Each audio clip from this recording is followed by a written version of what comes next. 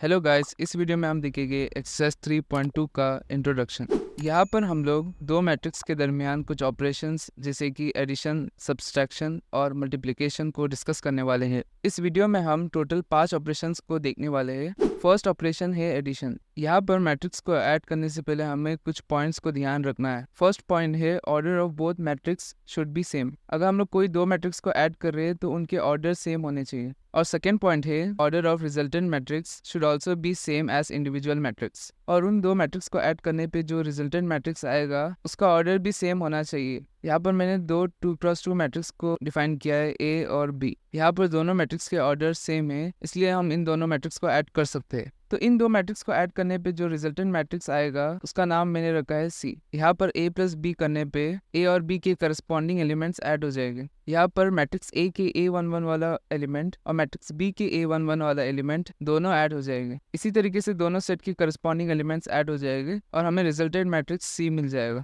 चलिए कुछ प्रॉपर्टीज को डिस्कस करते हैं मैट्रिक्स एडिशन के। पहला प्रॉपर्टी है कम्यूटेटिव लॉ। तो यहाँ पर अगर हम लोग a प्लस बी करें या b प्लस a, हम लोग को मैट्रिक्स सेम ही मिलने वाला है, लेकिन उन दोनों मैट्रिक्स के ऑर्डर सेम होने चाहिए। सेकेंड प्रॉपर्टी है एसोसिएटिव लॉ। अगर हम लोग b प्लस सी के रिजल्टेंट मैट्रिक्स में a ऐड करेंगे तो वो इक्वल होता है a प्लस बी के रिजल्टेंट मैट्रिक्स में c ऐड करना, लेकिन यहाँ पर a b c तीनों मैट्रिक्स के ऑर्डर सेम होने चाहिए। नेक्स्ट प्रॉपर्टी है existence of additive identity. Additive identity ऐसा मैट्रिक्स है जिसको हम लोग एक मैट्रिक्स में ऐड करने पे उस मैट्रिक्स में कोई भी चेंजेस नहीं होते। यहाँ पर अगर हम लोग a मैट्रिक्स के अंदर जीरो मैट्रिक्स ऐड कर देंगे तो वो इक्वल होगा a के। यहाँ पर जो जीरो मैट्रिक्स है उसका ऑर्डर a की तरह ही होगा। इसे हम एग्जांपल से समझते हैं। यहाँ पर मैं एक a मैट्रिक्स मान रखा हूँ 1 2 3 4। इसका ऑर्डर है 2x2। इस a मैट्रिक्स को मैं ऐड कर रहा हूँ जीरो मैट्रिक्स से।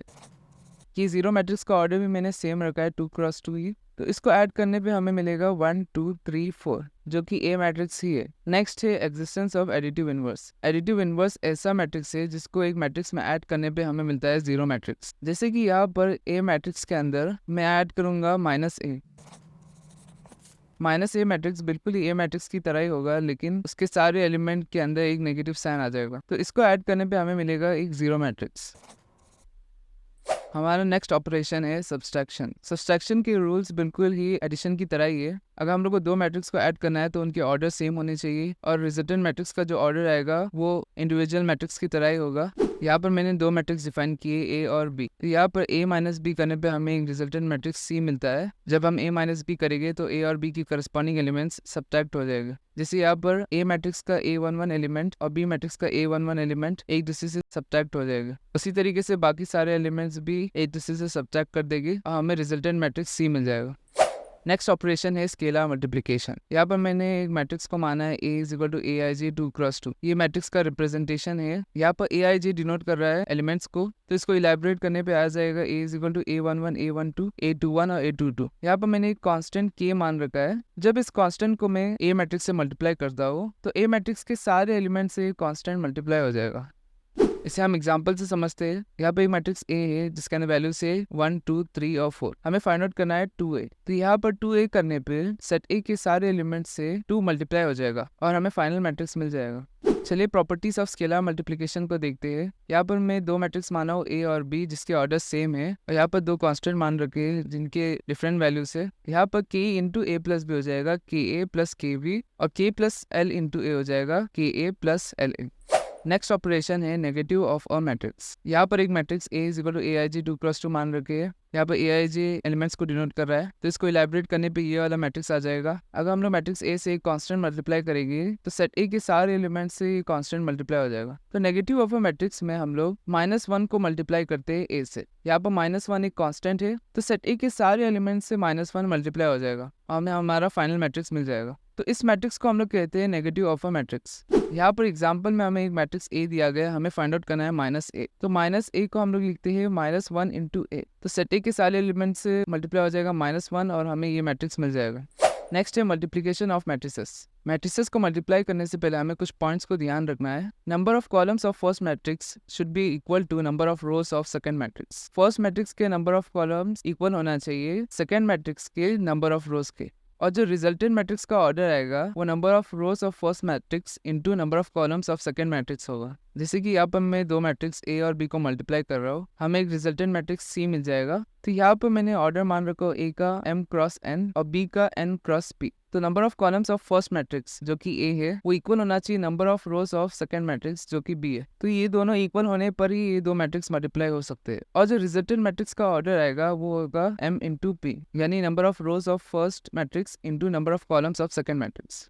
चलिए एग्जाम्पल से समझते हैं कि हम दो मैट्रिक्स को मल्टीप्लाई कैसे करते हैं। यहाँ पर हमें दो मैट्रिक्स दिया गया है ए और बी, हमें फाइंड आउट करना है ए इंटू बी। यहाँ पर हमें मैट्रिसेस को मल्टीप्लाई करने से पहले चेक करना है कि number of columns of first matrix equal है number of rows of second matrix. तो यहाँ पर क्लियरली ये दोनों इक्वल है, तो इन दोनों मैट्रिक्स को हम लोग मल्टीप्लाई कर सकते हैं। और जो रिजल्टेंट मैट्रिक्स का ऑर्डर आएगा वो हो जाएगा 2 इंटू 2। तो चलिए इन दोनों मैट्रिक्स को मल्टीप्लाई करते हैं। यहाँ पर सबसे पहले सेट ए का फर्स्ट रो मल्टीप्लाई होगा सेट बी के फर्स्ट कॉलम से। इनके करस्पॉन्डिंग एलिमेंट्स मल्टीप्लाई होते जाएंगे। सबसे पहले 1 2 से मल्टीप्लाई करेगा, प्लस में 2 1 से मल्टीप्लाई करेगा, प्लस में 1 5 से मल्टीप्लाई करेगा।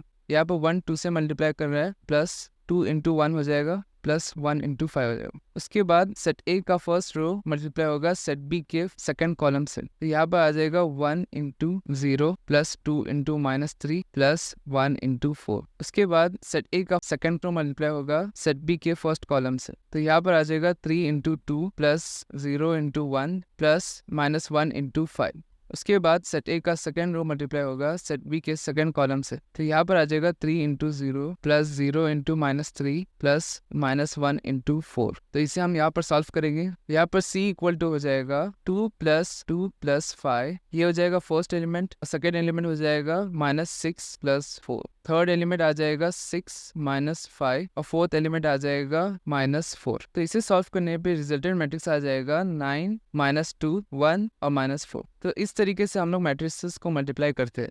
यहाँ पर हम लोग मल्टीप्लिकेशन की कुछ प्रॉपर्टीज को देख लेंगे। फर्स्ट प्रॉपर्टी है एसोसिएटिव लॉ। अगर हम लोग ए को मल्टीप्लाई करेंगे बी इंटू सी के रिजल्टेंट मैट्रिक्स को तो इक्वल होगा ए और बी के रिजल्टेंट मैट्रिक्स को हम लोग सी से मल्टीप्लाई करें। सेकेंड प्रॉपर्टी है डिस्ट्रीब्यूटिव लॉ। अगर हम लोग A into B plus C करेंगे तो हमें मैट्रिक्स मिलेगा A B plus A C. Third property है existence of multiplicative identity. Multiplicative identity ऐसा मैट्रिक्स है जिसको हम लोग कोई मैट्रिक्स से मल्टीप्लाई करने पर उस पर कोई चेंजेस नहीं आते।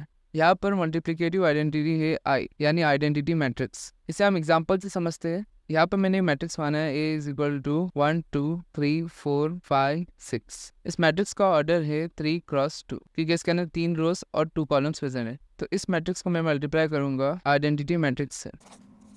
यहाँ पर आइडेंटिटी मैट्रिक्स का ऑर्डर हमें मैट्रिक्स ए के नंबर ऑफ कॉलम से मिल रहा है। अगर हम लोग आइडेंटिटी मैट्रिक्स को मैट्रिक्स ए से पहले मल्टीप्लाई करते तो आइडेंटिटी मैट्रिक्स का ऑर्डर आ जाता था 3 क्रॉस 3 जो कि नंबर ऑफ रोज से आता। तो इन दोनों मैट्रिक्स को आप मल्टीप्लाई करके देखना, आपको सेम मैट्रिक्स मिलने वाला है 1 2 3 4 5 6। अगर हम लोग आइडेंटिटी मैट्रिक्स को पहले लिखेंगे तो वो आ जाएगा 1 0 0 0 1 0 0 0 1। इसको हम लोग मल्टीप्लाई करेंगे मैट्रिक्स ए से जो है 1 2 3 4 5 6। यहाँ पर आइडेंटिटी मैट्रिक्स का ऑर्डर आ रहा है 3 क्रॉस 3 क्योंकि मैट्रिक्स ए का नंबर ऑफ रोज है 3। तो इन दोनों मैट्रिक्स को भी मल्टीप्लाई करने पे हमें सेम मैट्रिक्स ए ही मिलने वाला है। तो इससे हमें पता चलता है कि मल्टीप्लिकेटिव आइडेंटिटी यहाँ पर एग्जिस्ट करता है। यहाँ पर हमें ध्यान रखना है कि कम्यूटेटिव लॉ यहाँ पर अप्लाई नहीं कर सकते हैं हम। यहाँ पर अगर हम लोग ए इंटू बी करेंगे और बी इंटू ए करेंगे तो उन दोनों का जो रिजल्टेंट मैट्रिक्स आएगा वो सेम नहीं होगा। जैसे कि यहाँ पर मैं एक मैट्रिक्स माना ए इज इक्वल टू 1 2 3 4 और बी इज इक्वल टू 1 2। इन दोनों का ऑर्डर लिख दूंगा मैं। तो ए इंटू बी करने पे यहाँ पर आ जाएगा 5 और 11। यहाँ पर अगर हम लोग बी इंटू ए करने देखेंगे, इस मैट्रिक्स का ऑर्डर है 2 क्रॉस 1 और इसका ऑर्डर है 2 क्रॉस 2। यहाँ पर number of columns of first matrix equal नहीं है number of rows of second matrix के। तो हम इन दोनों मैट्रिक्स को मल्टीप्लाई ही नहीं कर सकते, इसलिए बी और ए की वैल्यू हम लोग को नहीं मिल सकती है। इसलिए यहाँ पर कम्यूटेटिव लॉ अप्लाई नहीं कर सकते। तो यहाँ पर हमारा इंट्रोडक्शन खलास हो चुका है।